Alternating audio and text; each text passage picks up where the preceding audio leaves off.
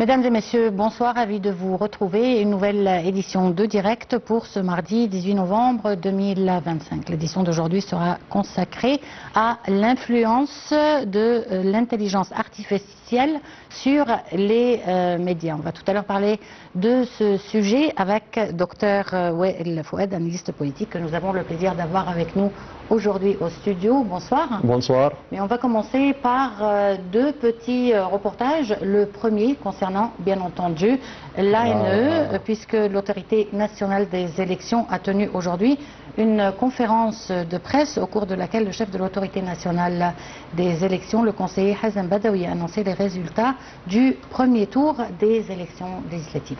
On va tout de suite voir un reportage et un petit commentaire suite à ce reportage.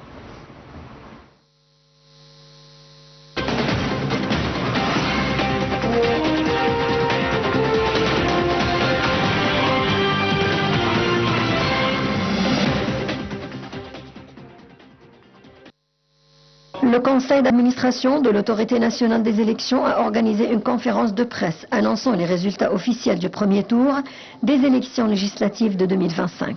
Ce premier tour concernait les élections dans 14 gouvernorats: Gizeh, Alexandrie, Bahira, Matrouh, Nouvelle-Vallée, Fayoum, Beni Souef, Minya, Assiout, Soheg, Qena, Luxor, Assouan et la Mer Rouge. La campagne électorale pour le second tour reprendra après la proclamation des résultats officiels des élections législatives de 2025. Les recours concernant la première phase doivent être déposés dans les 48 heures suivant l'annonce des résultats, soit jusqu'à 20 novembre. La Cour administrative suprême rendra sa décision dans un délai de 10 jours, du 21 au 30 novembre. Pour sa part, le chef de l'autorité nationale des élections, le conseiller Hazem Badawi, a déclaré que les élections dans 19 circonscriptions pour des sièges individuels ont été invalidées. Le chef de l'autorité nationale des élections a annoncé que les élections dans les circonscriptions annulées se tiendront le 1er et 2 décembre à l'étranger et les 3 et 4 décembre en Égypte. Les résultats seront proclamés le 11 décembre. En cas de second tour, les élections se tiendront les 24 et 25 décembre à l'étranger et les 27 et 28 décembre en Égypte. Les résultats du second tour seront proclamés le 4 janvier 2026.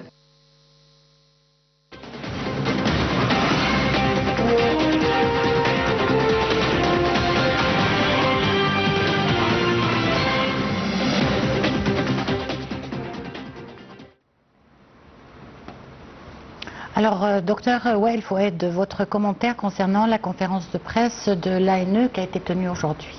C'est une conférence de presse très importante concernant la vie politique et les élections et les représentants. Beaucoup de représentants se sont plaints de certaines démarches suivies par leurs compétiteurs. Donc il n'y a pas assez de transparence, de lucidité, il n'y a pas de justice de la part de tous les représentants sur le même pied d'égalité, ils ne sont pas traités. Donc la proclamation du président Abdel Fattah el-Sisi concernant les résultats, au point même d'annuler tout le premier tour, a été une nouvelle ère, ou bien l'annonce d'une nouvelle ère concernant les élections du Conseil législatif. C'est un encouragement pour le peuple qui a été écouté, des représentants qui ont aussi été leurs plaintes ont été bien reçues par le président. Le Cour suprême administratif va se prononcer. Et à partir de ce moment-là, je pense que ces décisions influenceront beaucoup le deuxième tour.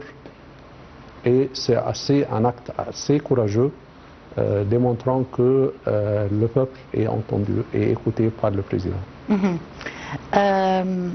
Il est vrai que cela arrive, des infractions dans des élections, ça arrive partout dans le monde, et que l'autorité nationale des élections respectives peuvent bien entendu annuler ou demander à ce qu'il y ait un second tour pour certaines élections, mais c'est la première fois que nous voyons un président de la République intervenir dans le cours des élections parlementaires, surtout en Égypte, n'est-ce pas? Exactement, c'est pour cette raison qu'on dit, ah voilà, c'est une nouvelle phase. Oui.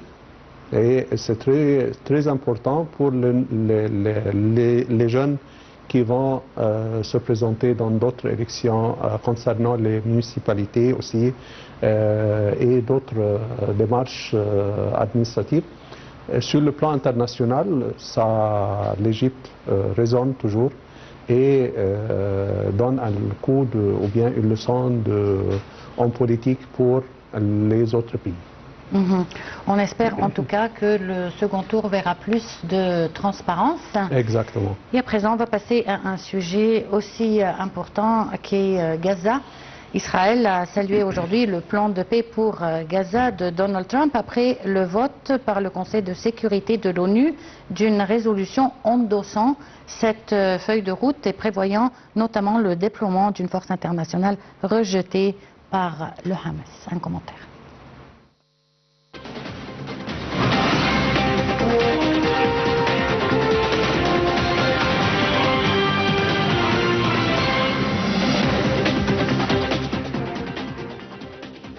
« 13 membres du Conseil de sécurité ont soutenu la résolution, tandis que la Russie et la Chine se sont abstenus. Le texte prévoit la création d'un comité de la paix, présidé par Donald Trump, chargé de superviser la gouvernance de transition et le déploiement d'une force de stabilisation internationale pour sécuriser les frontières avec Israël et l'Égypte, démilitariser Gaza, protéger les civils et former une police palestinienne. La France a voté en faveur, considérant le texte comme essentiel pour répondre aux besoins urgents des populations et soutenir la perspective d'un État palestinien. Human Rights Watch a rappelé que la résolution ne libère pas Israël et ses alliés de leurs obligations envers le droit international humanitaire et les droits humains. Le Hamas a rejeté la résolution, dénonçant un mécanisme de tutelle internationale sur Gaza, tandis que l'autorité palestinienne appelle à sa mise en œuvre immédiate. Israël a salué la décision, insistant sur la démilitarisation et la déradicalisation de Gaza. L'Égypte a joué un rôle clé en soutenant le processus diplomatique, coordonnant avec les États-Unis et les autres pays arabes pour garantir la stabilisation de Gaza, l'acheminement de l'aide humanitaire et la protection des droits régionaux. Cette résolution constitue un tournant diplomatique majeur pour la consolidation du cessez-le-feu fragile instauré depuis le 10 octobre et pour le renforcement des efforts régionaux visant à stabiliser la bande de Gaza.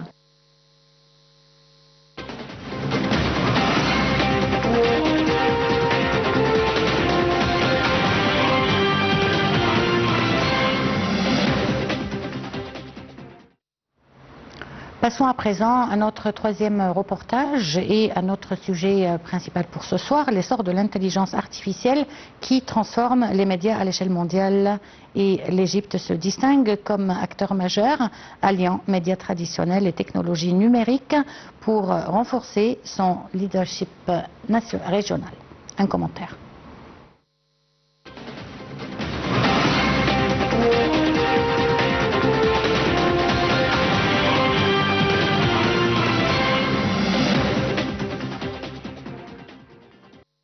La 29e édition du Caire ICT 2025, tenue du 16 au 19 novembre au Centre international d'exposition d'Égypte, a illustré comment l'intelligence artificielle redéfinit le paysage médiatique. Sous le slogan « l'IA partout », plus de 500 exposants, ministères et institutions publiques ont présenté les dernières innovations numériques et leurs applications concrètes dans la communication et les médias. L'IA offre aux médias la possibilité de produire des contenus automatisés, d'analyser les données massives et de personnaliser l'expérience du public, tout en améliorant la qualité et la fiabilité de l'information. Le gouvernement égyptien mise sur la formation des jeunes professionnels et le développement de solutions locales innovantes pour positionner la jeunesse et les médias du pays sur la scène internationale. Mais la technologie ne remplace pas l'humain. Les médias traditionnels égyptiens conservent un rôle central grâce à leur crédibilité et leur expertise journalistique. Grâce à la convergence avec l'IA, la 5G et le cloud, la presse écrite, la radio et la télévision intègrent désormais des outils numériques pour enrichir les contenus et améliorer l'expérience des lecteurs et téléspectateurs. Lors de sa participation aux activités du deuxième jour du salon et conférence Cairo ICT 2025, lors d'une session intitulée « Investir dans le capital humain dans un monde guidé par la technologie et l'intelligence artificielle », Dr Roniel Machat a déclaré que l'investissement dans le capital humain et la maîtrise de l'IA permet aux médias de rester compétitifs, d'innover et de renforcer le leadership égyptien dans le monde arabe. Cette synergie démontre que les médias traditionnels et numériques peuvent coexister et se compléter, faisant de l'Égypte un exemple à suivre dans l'adaptation de l'information à l'ère numérique et à l'IA. L'intelligence artificielle constitue aujourd'hui un outil stratégique pour la diplomatie numérique et le rayonnement médiatique, et l'exemple égyptien montre que l'innovation technologique et le journalisme de qualité peuvent avancer main dans la main.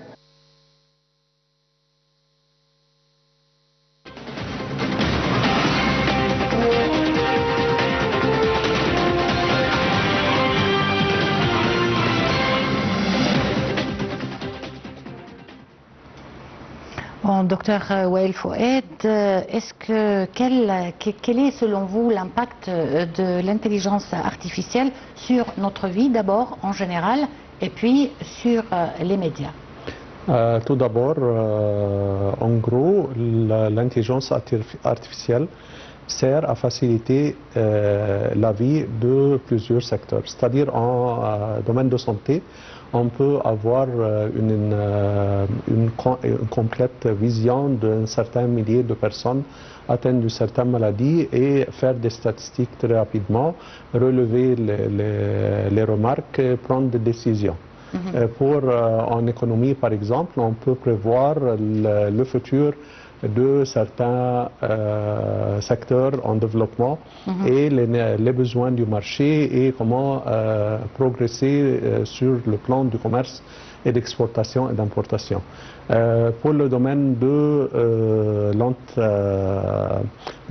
l'entraînement du personnel dans les secteurs, dans les différents secteurs, il y a aussi comment créer des situations réelles et agir en tant avec un outil qui peut donner des réponses ou bien poser des questions qui sont inattendues. Et pareil à la vie ordinaire dans certaines sessions de formation et de préparation à l'occupation de certains cadres pour les occupants de certains cadres dans les usines, soit dans le gouvernement. Pour le domaine du service, c'est-à-dire les services accordés au peuple comme la sécurité sociale par exemple, on peut avoir une certaine vision plus ou moins correcte concernant les besoins de telle ou telle ville, de certains emplois par exemple. Le développement de certains secteurs très brillants dans ce gouvernorat, alors que dans d'autres gouvernorats, il y aura d'autres secteurs plus importants et plus fructueux. L'analyse des données, oui. C'est très important. Le développement de systèmes de services accordés. Si on veut dire aussi le Takaful et Karama qui a besoin et qui n'en a plus. De la solidarité sociale. De la solidarité sociale.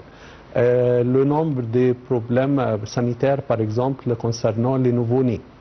Mais je vous dirais, par exemple, dans un domaine comme l'éducation, par exemple, oui.